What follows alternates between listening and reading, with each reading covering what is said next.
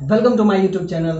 आज के इस नए वीडियो में हम देखेंगे 96 नंबर प्रॉब्लम एचसी वर्मा का है। ये भी म्यूचुअल इंडक्टेंस का ही प्रॉब्लम है। इसमें क्या पूछ रहा है, फाइंड द म्यूचुअल इंडक्टेंस। ये जो लेक्चर है फुल्ली ईएमआई का कंसेप्चुअल पार्ट तो पिछले लेक्चर में हम कवर अप कर चुके थे। अब उस पर बेस्ड कुछ प्रॉब्लम होगा, उसको हम देखते हैं। ये 96 नंबर एचसी वर्मा का है। प्रॉब्लम आपसे कह रहा है कि फाइंड द म्यूचुअल इंडक्टेंस। इसमें म्यूचुअल इंडक्टेंस निकालना है between circular coil and loop. अब ध्यान से देखिए, ये आपको सर्कुलर कॉइल है और ये आपका लूप है। अब आपको म्यूचुअल इंडक्टेंस इसमें निकालना है। जैसा कि म्यूचुअल इंडक्टेंस पे प्रॉब्लम हम पिछले लेक्चर में भी किए थे, लेकिन इस टाइप का प्रॉब्लम नहीं था। तो आइए इसको हम करते हैं। तो पहले हम ये देखते हैं कि इसके वजह से कितना मैग्नेटिक फील्ड प्रोड्यूस होता है। क्या हम लोग करते हैं, इसमें हम करंट चेंज कराते हैं। ये आप ध्यान से देखिए, ये आपका करंट इसके वजह से क्या होता है, आगे पीछे करने से इस सर्किट में करंट चेंज करता है।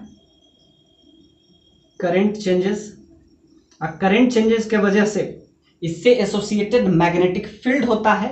तो मैग्नेटिक फील्ड चेंज करता है और मैग्नेटिक फील्ड चेंज करने से मैग्नेटिक फ्लक्स चेंज करता है और मैग्नेटिक फ्लक्स से ही इंड्यूस्ड ईएमएफ क्रिएट होता है। तो ध्यान से देखिए, पहले हम ये देखेंगे कि ये कितना मैग्नेटिक फील्ड प्रोड्यूस कर रहा है। सो मैग्नेटिक फील्ड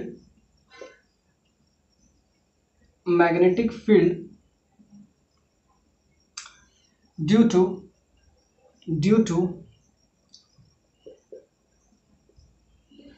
बिगर लूप भी इसको समझ सकते हैं, इसको कॉइल ले लेते हैं। मैग्नेटिक फील्ड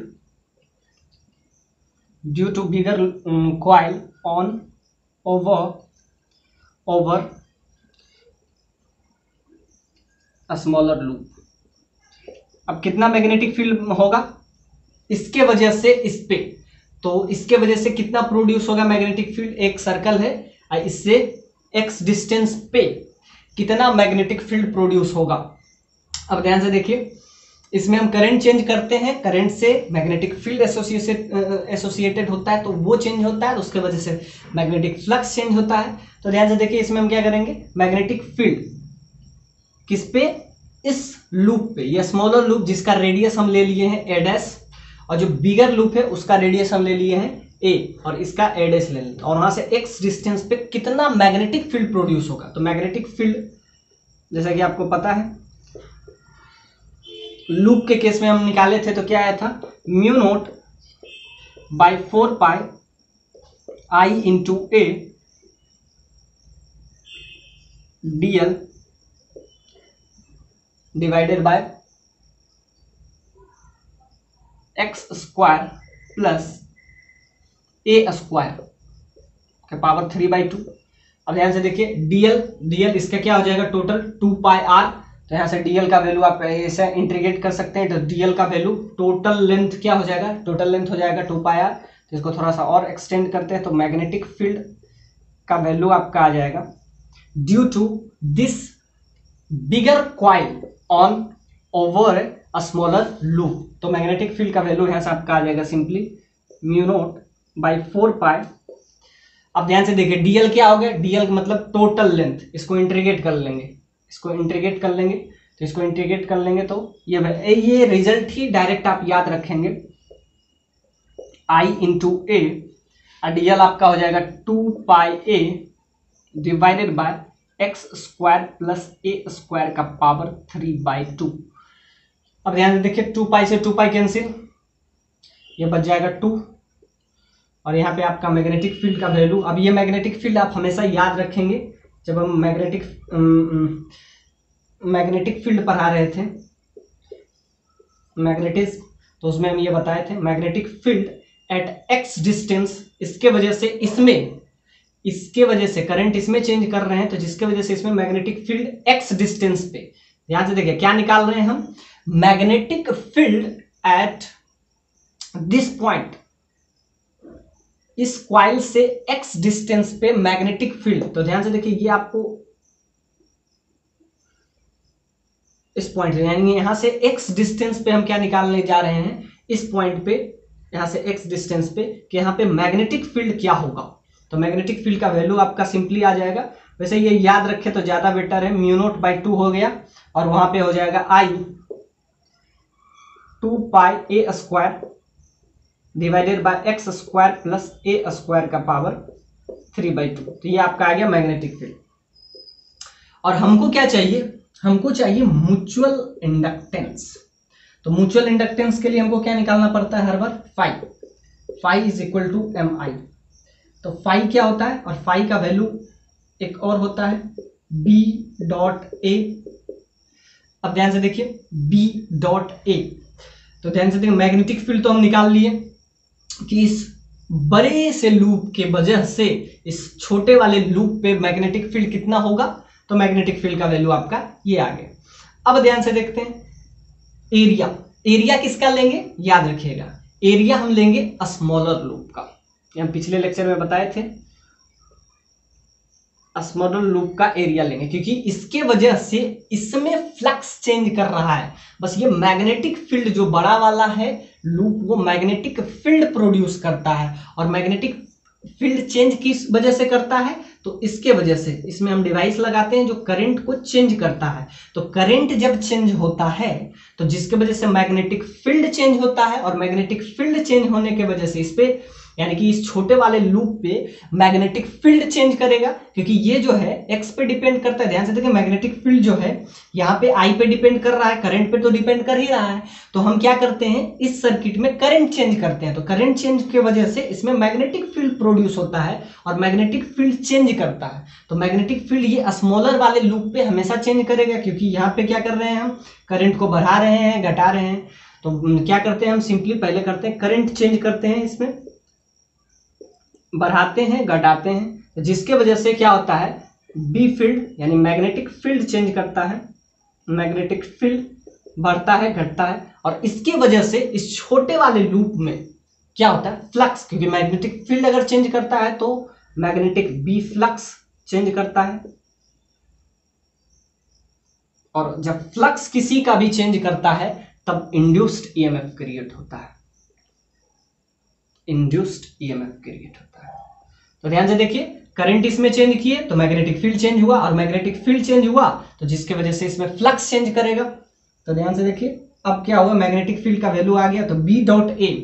अब मैग्नेटिक फील्ड और एरिया वेक्टर, तो एरिया वेक्टर उस प्लेन के हमेशा परपेंडिकुलर होता है, और मैग्नेटिक फील्ड, अब ध्यान से देखिए अब ये ऐसे जा रहा है, ये कौन सा, आप क्लॉकवाइज लीजिए या एंटी क्लॉकवाइज, तो क्या हो जाएगा, इस डायरेक्शन में प्लेन के परपेंडिकुलर। ध्यान से देखिए अगर ये क्लॉकवाइज जाए या एंटी क्लॉकवाइज तो दोनों बार प्लेन के परपेंडिकुलर ही होगा, और एरिया वेक्टर ऑलवेज उस प्लेन के परपेंडिकुलर होता है। तो B.A का वैल्यू आपका क्या हो जाएगा, दोनों में आ जाएगा B/A cos 0। और इसमें अगर ये क्वाइल है और इसमें अगर n नंबर ऑफ टर्न्स हो तो ये सारा काम total n number of turns में भी होगा। अब इसमें अगर n नंबर ऑफ टर्न्स हो तो फिर उसको n से मल्टीप्लाई कर लेंगे। अब ये आपका आ जाएगा मैग्नेटिक फील्ड, क्या आ गया, μ0। एरिया जो लेंगे, एरिया हम लेंगे इसका स्मॉलर लूप का। तो ध्यान से देखिए एरिया जब भी लेते हैं तो स्मॉलर लूप का हम एरिया लेते हैं, area of smaller loop, smaller loop का हम एरिया लेते हैं। अब कुछ रहा नहीं इस क्वेश्चन में, μ0/2 I 2πa², सॉरी 2π तो कैंसिल हो गया था, 2π कैंसिल हो गया तो यहाँ से सिर्फ बच जाएगा, पाई भी कैंसिल, a² बच गया, I, हाँ तो बस ये बच जाएगा, μ0/2 इंटू a², 2π से 2π कैंसिल तो a² बच गया, और नीचे बच गया क्या गया, x² प्लस a²। अब इसका एरिया क्या होगा, इसका एरिया आपको पता है पाई a' का स्क्वायर, तो इसमें लिख देते हैं पाई a' का स्क्वायर। तो ये आपका आ गया सिंपली, और इसमें n से मल्टीप्लाई कर लेंगे, क्योंकि इसमें अगर total number of n terms होंगे तो n से मल्टीप्लाई कर लेंगे। अब ये आपका आ गया वैल्यू किसका, फाई का, और फाई किसके बराबर होता है, फाई होता है एम आई के बराबर, और एम जो होता है वही आपका म्यूचुअल इंडक्टेंस हो जाता है। तो यहाँ से आई अगर हम हटा लें तो एम का वैल्यू यहाँ जो आएगा दैट इज म्यूचुअल इंडक्टेंस। तो यहाँ से आई अगर यहाँ से हम निकाल लेते हैं तो यहाँ से बच जाएगा mu naught by 2 into A square into pi A dash का होल स्क्वायर, और नीचे आ जाएगा आपका एक्स स्क्वायर प्लस ए स्क्वायर का पावर 3/2 इंटू कैपिटल एम। ये आपका आ गया म्यूचुअल इंडक्टेंस, जो कि इस क्वेश्चन में आपसे पूछा है कि बताइए म्यूचुअल इंडक्टेंस। तो म्यूचुअल इंडक्टेंस में करंट बस हटा देंगे तो ये आपका सारा आ गया म्यूचुअल इंडक्टेंस। तो ये आपका आ गया म्यूचुअल इंडक्टेंस। इस बड़े से कॉइल के वजह से इस छोटे से कॉइल पे आपको अगर म्यूचुअल इंडक्टेंस निकालना है तो उसका वैल्यू ये आ गया। तो hopefully mutual inductance one time constant, one time constant के बाद इसमें क्या होता है, शॉर्ट सर्किट होता है। तो आपको बस बताना है कि flow of charge short circuit से पहले, तो बिफोर द शॉर्ट सर्किट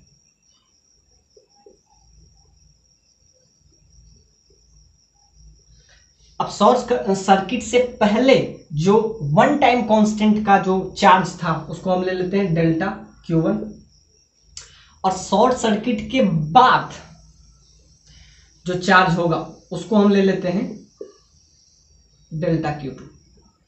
और बस आपसे ये कह रहा है कि ये दोनों आपस में बराबर है, ये आपको इस क्वेश्चन में प्रूफ करना है। तो देखते हैं पहले कि चार्ज जो है शॉर्ट सर्किट के पहले वन टाइम कांस्टेंट टाइम आपको भी दिया हुआ है कि टाइम जो है वन टाइम कांस्टेंट बिफोर जो चार्ज है before one time constant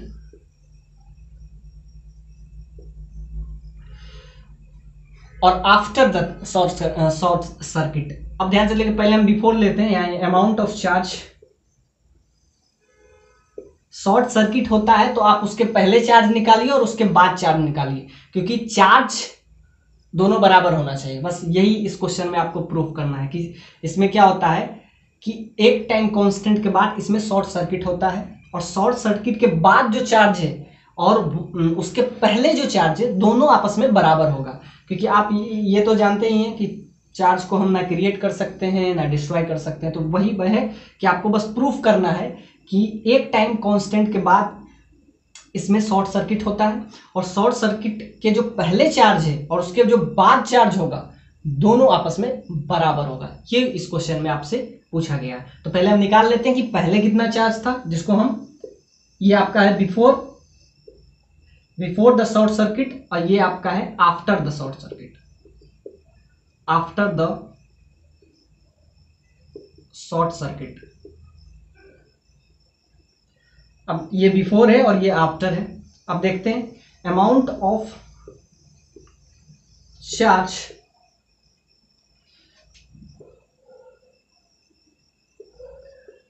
before the short circuit.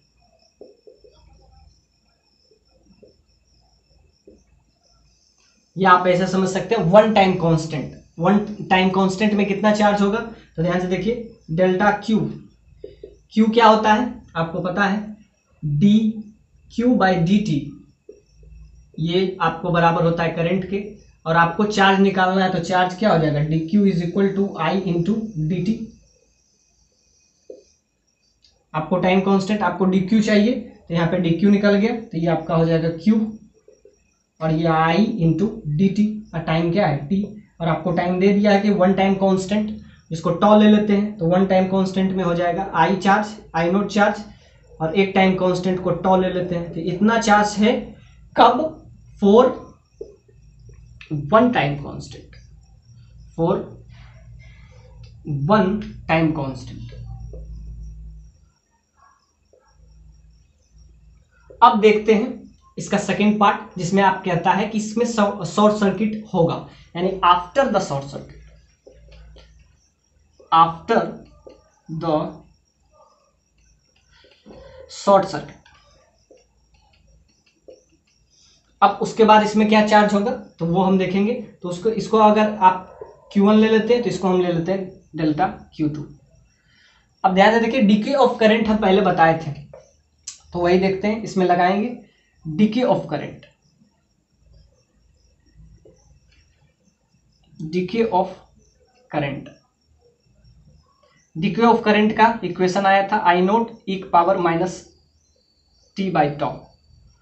अब इससे हम चार्ज निकाल लेंगे और बस यही आपको प्रूफ करना है कि डेल्टा Q1 यानी कि एक टाइम कांस्टेंट में जितना चार्ज आया वही चार्ज आफ्टर शॉर्ट सर्किट के बाद वही चार्ज आपको बराबर आता है। यानी डेल्टा Q1 जो है Q2 ये है फॉर वन टाइम कांस्टेंट में जो ये चार्ज आया Q1, और यही आपको बराबर करना है, यही जो हैगा Q2 के बराबर होगा। तो आपको चार्ज जब निकालना है तो हर बार हम यही यूज करते हैं इस फॉर्मूला को। तो ध्यान से देखिए, डीके ऑफ करंट क्यों हो रहा है, क्योंकि इसमें शॉर्ट सर्किट हो रहा है, जिसके वजह से इसमें डीके ऑफ करंट होगा। तो डीके ऑफ करंट का इक्वेशन से हम यहाँ पे चार्ज निकालते हैं। तो चार्ज निकालेंगे तो dq is equal to I into D T. अब बोथ साइड इंटीग्रेट करते हैं तो ये q हो जाता है, इसको डेल्टा Q2 ले लेते हैं।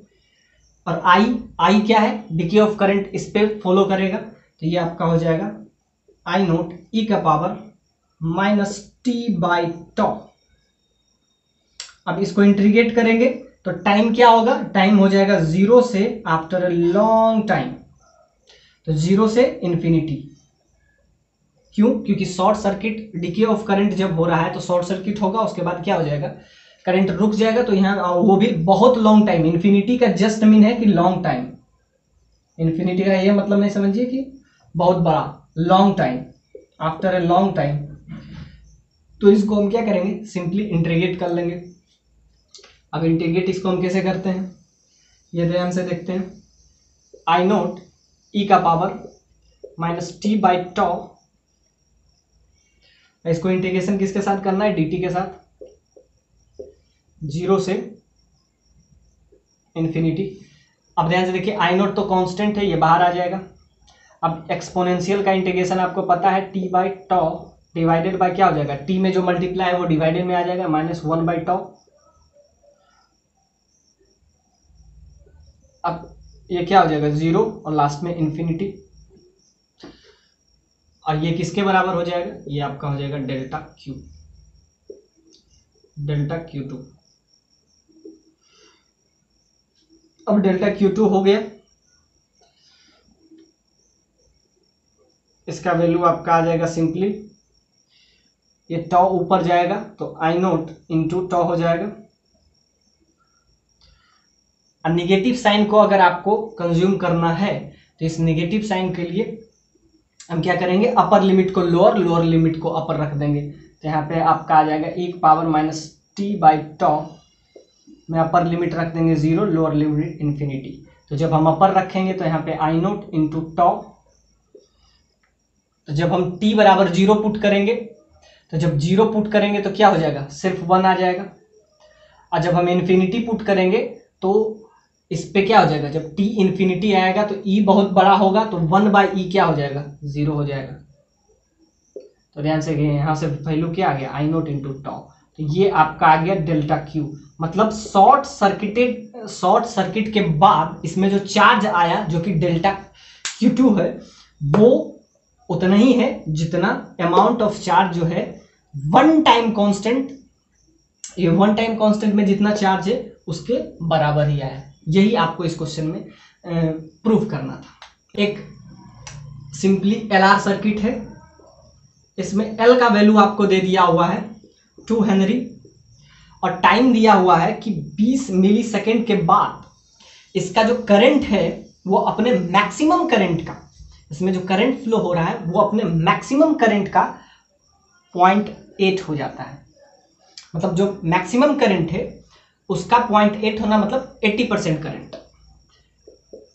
ध्यान से देखिए, अब कितने टाइम में, टाइम भी आपको दे दिया हुआ है 20 मिली सेकेंड के बाद इसका जो करंट है वो अपने मैक्सिमम करंट का 0.8 हो जाता है।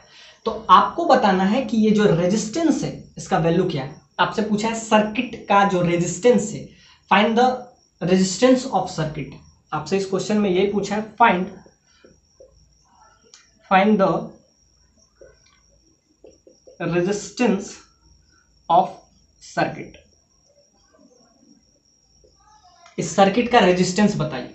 तो क्या करेंगे, जैसा कि आपको इक्वेशन दे दिया हुआ है तो इसमें हम यूज करेंगे, पहले टॉ निकाल लेते हैं, क्योंकि टॉ जो होता है आपको पता है L/R होता है, और टॉ निकल जाएगा तो L आपको पता है तो वहां से R निकाल लेना। पहले हम देखते हैं कि इतने टाइम के में इसका क्या करंट हो जाता है। तो I इज इक्वल टू, आपको पता है I0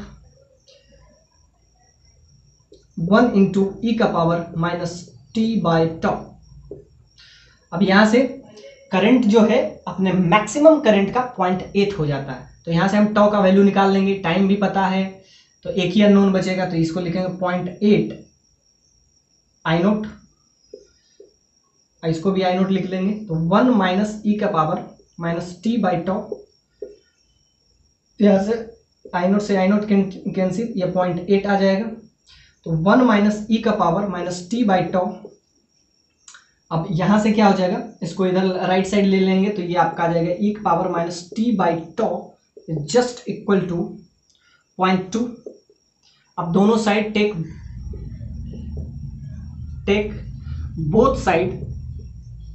बोथ साइड लॉग।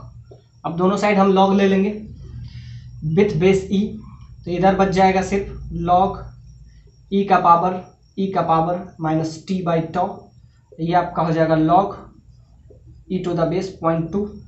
तो यहाँ से आपका सिर्फ अननोन एक ही रहेगा, टाइम आपको पता है, टॉ यहाँ से निकल जाएगा। तो यहाँ से सिंपली आ जाएगा पावर का पावर बाहर आ जाएगा, तो minus T/τ is equal to log with base e 0.2। और यहाँ से T आपको दिया हुआ है, T कितना है 20 मिली सेकेंड। तो ध्यान से देखिए निगेटिव साइन यहाँ से आप हटा सकते हैं, क्योंकि सिंपल सा बात है टॉ टाइम कांस्टेंट कभी निगेटिव नहीं होगा, तो ये निगेटिव साइन आप हटा लीजिए क्योंकि हमको वैल्यू लेना है। तो यहाँ से आपका आ जाएगा simply 20 milli second 10 to power minus 3 divided by टॉ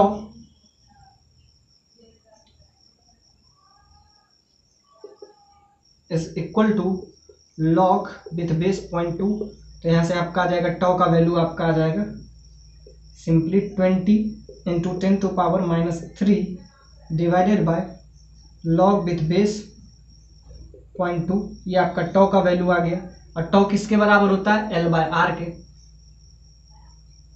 तो यहाँ से R का वैल्यू हो जाएगा सिंपली L/τ। तो सिंपली एक ही अननोन बचा है आप, जो कि R। L भी आपको पता है, टॉ भी पता है, तो L/R, L आपको कितना दिया है 2 हेनरी डिवाइडेड बाय टॉ का वैल्यू यहाँ से आपका आ जाएगा 20 इंटू 10 टू पावर माइनस 3, और ये नीचे वाला ऊपर चला जाएगा, तो ये आपका आ जाएगा लॉग विथ बेस 0.2। अब इसका वैल्यू क्या होगा, ये रेजिस्टेंस आपका आ जाता है 160 ओम। कि आप इसमें चार्ज बताइए, calculate the charge through battery. इस बैटरी से कितना चार्ज पास कर रहा है वो बताना है।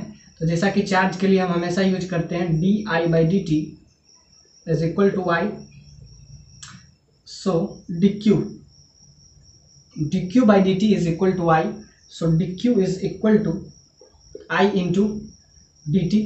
और इस केस में क्या हो जाएगा, I0 is equal to I0 1 के पावर e माइनस T/τ, बस ये रख देंगे I के जगह पे।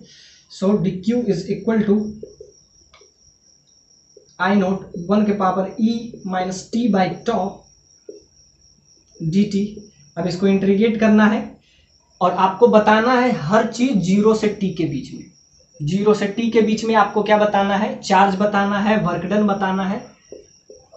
बताना है कि बैटरी, और लास्ट में आपको क्या निकालना है, मैग्नेटिक फील्ड एनर्जी यानी तीनों आपको निकालना है, चार्ज निकालना है, फिर वर्क डन निकालना है, फिर मैग्नेटिक फील्ड निकालना है। तो तीनों फर्स्ट पार्ट में हम निकाल रहे हैं चार्ज, तो 0 से टाइम t। अब इधर भी इंटीग्रेशन करेंगे तो ये आपका आ जाएगा charge q is equal to, ये आपका आ गया चार्ज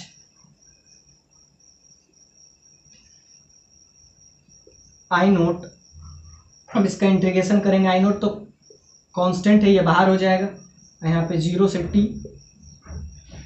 अब इसका इंटीग्रेशन 1 माइनस, स्प्लिट कर देंगे, 1 माइनस e की power t by toe into D T. अब इसका इंटीग्रेशन सिंपल है, डी टी का t हो जाएगा, स्प्लिट कर देंगे, सिंपल इंटीग्रेशन आ जाएगा इधर आई नोट। अब इसको स्प्लिट कर देंगे, t इसमें मल्टीप्लाई हो जाएगा, एक बार ये इसमें मल्टीप्लाई हो जाएगा तो dt का सिंपली t हो जाएगा, और इसका हो जाएगा e की power minus t by toe divided by 1 by टॉ। तो निगेटिव निगेटिव इसका पॉजिटिव हो जाएगा। ध्यान दीजिए एक्सपोनेंशियल का इंटीग्रेशन और डिफरेंशिएशन सेम ही होता है, और जो t में मल्टीप्लाई है, t में मल्टीप्लाई क्या है 1 बाई टॉ, तो 1 बाई टॉ से डिवाइड कर दिए, तो ये आपका आ गया इंटीग्रेशन। अब अपर लिमिट हो जाएगा t, लोअर लिमिट 0, सो आई नोट t, अब माइनस माइनस क्या हो जाएगा प्लस e की पावर माइनस t बाई टॉ, यहाँ पे टॉ आ जाएगा, इसमें अपर लिमिट रख देंगे t और लोअर लिमिट 0, बस लिमिट इसमें पुट कर देंगे। तो जब ध्यान से देखिए, जब 0 पुट करेंगे, जब t पुट करेंगे तो यही हो जाएगा t प्लस टॉ ई की पावर माइनस t बाय टॉ, जब हम क्या t पुट करेंगे, और माइनस जब 0 पुट करेंगे तो ये 0 हो जाएगा, और ये हो जाएगा इसका पावर, किसी का भी पावर 0 तो वैल्यू 1, तो यहाँ पे आपका आ जाएगा टॉ। तो ये आपका आ गया क्या, चार्ज थ्रू बैटरी, जिसका वैल्यू क्या हो गया आई नोट। करंट इसमें जो मूव कर रहा है वो आई नोट करंट है, इसमें जो चार्ज आया, चार्ज का वैल्यू आ गया, charge is equal to I naught t plus e का power minus t by tau minus tau, ये आपका आ गया चार्ज। और कितने टाइम के बीच में, 0 से t टाइम के बीच में, ये तो चार्ज आ गया। अब आपको क्या निकालना है, सेकेंड पार्ट में आपसे पूछा वर्क डन बाय बैटरी। तो वर्क डन बाय बैटरी जब निकालना है तो उसके लिए हम क्या करते हैं, E डॉट डी एल या E डॉट ए, जो भी समझिए, उसको इंटीग्रेट करेंगे तो वो आपका आ जाएगा वर्क डन। अब हम इसमें वर्क डन निकालेंगे, तो इसमें फर्स्ट पार्ट था आपका चार्ज, फिर वर्क डन, उसके बाद हम क्या निकालेंगे, लास्ट पार्ट आपसे पूछ रहा है magnetic field energy through battery, उसका वैल्यू क्या हो जाएगा, वर्क डन को आप ऐसे समझ सकते हैं QE, फोर्स डॉट डिस्प्लेसमेंट होता है वर्क डन, QE क्या होता है, Q चार्ज है, E क्या है EMF, या इसको आप समझ सकते हैं इलेक्ट्रोमोटिव फोर्स, ये आपका हो गया चार्ज। और आपको हर चीज 0 से t टाइम पे ही निकालना है, तो यहाँ पे Q हो जाएगा, ये आपका आ जाएगा वर्क डन। और इसमें आप पुट कर दीजिएगा टॉ का वैल्यू, टॉ क्या होता है R बाय एल, इसमें पुट कर देंगे तो चार्ज आपको निकल गया, और EMF आपको दिया हुआ है, इसमें जो बैटरी लगा हुआ है उसका EMF आपको E दिया हुआ है, तो यहाँ से आपका वर्क डन निकल जाएगा। तो वर्क डन का वैल्यू क्या आ जाएगा, वर्क डन। तो ध्यान से देखिए आई नोट को आप ऐसा भी लिख सकते हैं E बाय आर, इसको थोड़ा सा और अगर इजी करें तो इसको आप ऐसा भी लिख सकते हैं E naught by R T plus e की पावर टी बाय टॉ, और टॉ को आप R बाय एल भी लिख सकते हैं, R बाय एल, तो ऐसा भी लिख सकते हैं। बाकी आपको पता ही टॉ का वैल्यू R बाय एल होता है, बस वर्क डन यहाँ आ जाएगा QE, Q आपको पता है, EMF भी आपको पता है, तो आप बस रख दीजिए Q का वैल्यू क्या आया E by R. I note को आप ये भी लिख सकते हैं E बाय आर, आपका आ जाएगा T प्लस ई की पावर तो आर बाय जब एल लिखिएगा तो यहाँ पे आपका हो जाएगा L by R into T minus R by L. और इसको किससे मल्टीप्लाई कर देंगे, इसको ई इलेक्ट्रिक फील्ड से, तो इलेक्ट्रिक फील्ड इसमें ई है, तो इसका ध्यान से देखिए ई स्क्वायर आपका आ जाएगा। तो आपको वर्क डन क्या आ गया, वर्क डन का वैल्यू आपका आ गया एक ई, तो हो जाएगा e square by R T plus e का power minus L by R into T minus R by L. तो ये आपका आ गया सेकेंड पार्ट।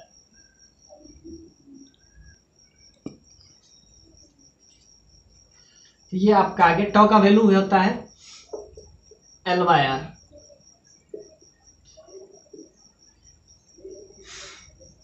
तो बस इसमें रख दीजिए एल बाय आर, तो ये आर बाय एल नहीं हो जाएगा, ये एल बाय आर हो जाएगा, एल बाय आर। तो ये आपका हो जाएगा एल बाय आर, यहाँ चेंज हो जाएगा एल बाय आर,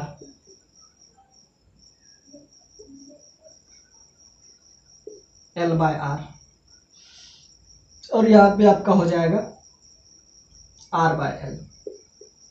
ये आपका आ गया, समझिए वर्क डन।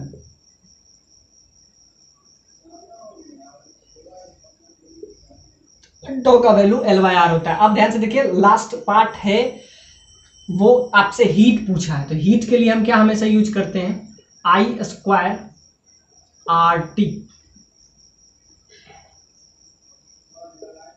Are T. अब ध्यान से देखिए आई इसमें क्या होगा, ध्यान से देखिए आई हो जाएगा आई नोट इंटू ई का पावर माइनस टी बाई टॉ। तो इसका अब स्क्वायर हम कर देंगे। तो ध्यान से देखिए अब लास्ट पार्ट आपसे जो पूछ रहा है हीट, हीट के बाद लास्ट में हम मैग्नेटिक फील्ड निकालेंगे। तो ये जो लास्ट पार्ट है थर्ड, अब इसमें फोर्थ पार्ट भी अब लगा लीजिए, वो जो आपसे पूछ रहा है heat evolve, heat evolve during this process,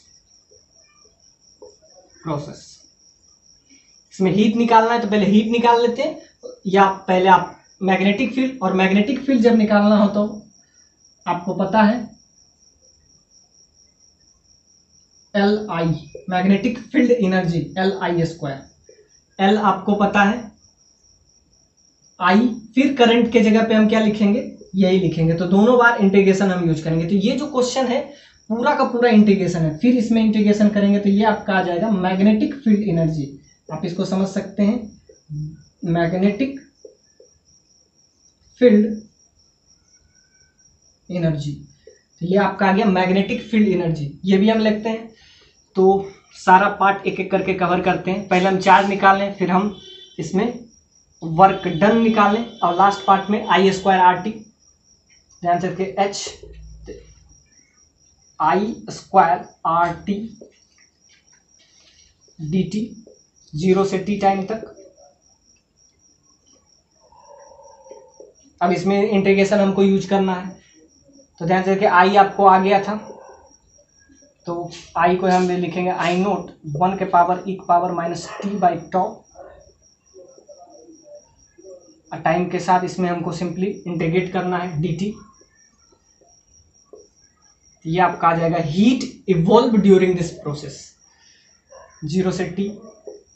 अब इसका हम स्क्वायर कर देंगे क्योंकि आई स्क्वायर है और आई का वैल्यू ये है, तो आई स्क्वायर कर लेंगे तो यहाँ पे आ जाएगा आई नोट का स्क्वायर, और यहाँ पे आ जाएगा 1 का स्क्वायर तो 1 ही होगा, ई नोट का स्क्वायर में ई की पावर टी बाई टॉ आ जाएगा, और टॉ का वैल्यू एल बाई आर होता है। अब ये 2 टाइम्स हो जाएगा प्लस 2ab माइनस 2ab 2 ई की पावर माइनस टी बाई टॉ, ये आपका आ गया इंटू डी टी। अब इसका इंटीग्रेशन हमको करना है 0 से t में।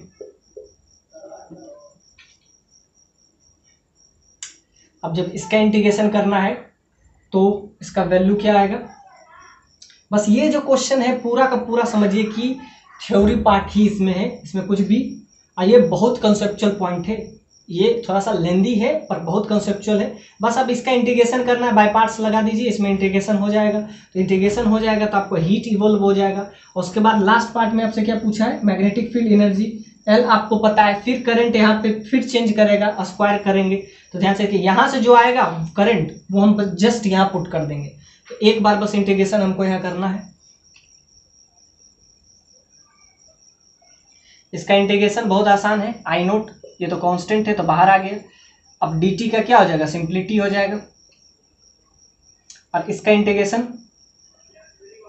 तो माइनस माइनस साइन कैंसिल हो जाएगा, e का power -2/τ divided by -2/τ, minus minus cancel हो जाएगा। ये आप समझिए कि τ है, τ को लास्ट में L/R रख देंगे। इसका करेंगे तो -2 e की पावर -t/τ डिवाइडेड बाय -1/τ। ये आपका आ गया सारा का इंटीग्रेशन। अब एक बार अपर लिमिट रख देंगे t और लोअर लिमिट 0। अब ध्यान से देखिए निगेटिव निगेटिव यहाँ भी पॉजिटिव हो जाएगा, ये कैंसिल हो जाएगा तो पॉजिटिव। तो आपका क्या आ जाएगा, आई नोट का स्क्वायर और यहाँ से t प्लस टॉ का वैल्यू क्या रख देंगे, L/R। तो L/R इंटू 2 टाइम्स e का power -t/τ plus 2 times e का पावर -t/τ। और यहाँ पे L का वैल्यू रख देंगे तो यहाँ हो जाएगा सिंपली L/R। तो ये आपका आ गया सिंपली हीट इवॉल्व। तो यहाँ से आपका आई नोट का स्क्वायर जो इंटीग्रेशन यहाँ किए हैं वही इंटीग्रेशन हम यहाँ भी करेंगे। तो ये जो वैल्यू आया बस इसमें पुट कर देंगे और उससे L से मल्टीप्लाई कर देंगे। तो वो आपका क्या आ जाएगा, magnetic field energy, magnetic field energy. तो ये जो हम इंटीग्रेशन करके लाए, ये इंटीग्रेशन का वैल्यू आपका क्या आ गया, सिंपली आ गया हीट इवॉल्व में आई नोट स्क्वायर। आई नोट स्क्वायर को आप फिर लिख सकते हैं, आई नोट को हम क्या लिखे थे, I naught is equal to E/R। तो आई नोट को आप लिख सकते हैं E²/R² हो जाएगा। और यहाँ से आपका आ जाएगा T प्लस 2L/R e की power -t/τ plus 2 into e की पावर -t/τ, मतलब इसको 2L/R समझ लीजिए। ये आपका आ गया हीट इवॉल्व। अब ये जो आई करंट किए हैं इंटीग्रेशन, वही इंटीग्रेशन इसमें कर लेंगे और इससे L से मल्टीप्लाई कर लेंगे। तो L इंटू आई, अब बाकी इंटीग्रेशन तो वही है जो इसमें किए हैं। तो ये आपका आ जाएगा फोर्थ पार्ट, जिसको कहते हैं आपको मैग्नेटिक फील्ड एनर्जी पूछा है। तो लास्ट पार्ट भी इसमें हो जाएगा। तो ये क्वेश्चन बहुत लेंदी है लेकिन बहुत कंसेप्चुअल है, जिसमें हर पार्ट आपसे charge, work done, heat evolve, magnetic field, हर चीज पूछने का कोशिश किया गया। और लास्ट में सारे एनर्जी को आप ऐड अप कर लीजिए, ये भी आपसे पूछा है ई पार्ट। तो ये क्वेश्चन बहुत शानदार था, जिसमें बहुत टाइप का इंटीग्रेशन बहुत आसान है, इंटीग्रेशन इसमें बहुत टफ नहीं है। बस और आई नोट को यहाँ पे क्या पुट कर लीजिएगा, आई नोट को आप E/R, तो इसका होल स्क्वायर हो जाएगा। तो आई नोट को यहाँ पे आप रख लीजिएगा E²/R²। बाकी ये जो जितना है वो फिर से लिख लेंगे। तो ये आपका क्वेश्चन